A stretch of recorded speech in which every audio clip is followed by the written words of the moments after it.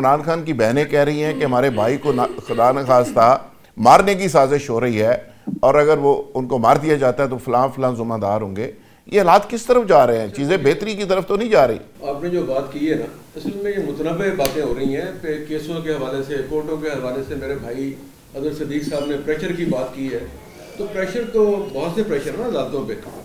وکلا کا پریشر ہے اور کئی پریشرز ہیں۔ تو میرا یہ خیال ہے کہ سب سے پہلے تو ہمیں یہ دیکھنا ہے کہ عمران خان صاحب کے کیسز بہت زیادہ کیسز ہیں اور آگے بنتے جا رہے ہیں اور اس میں جلدی کی جا رہی ہے، لیکن کیسز کی نوعیت بڑی سنگین ہے اور سیریس ہے،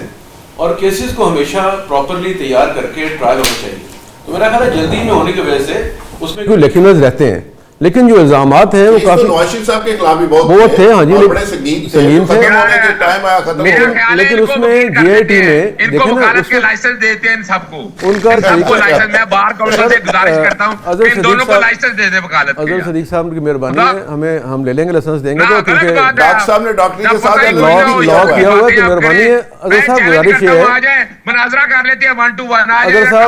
اظہر صاحب آپ کی بڑی مرضی وکلا کی ٹیموں کو ساتھ آپ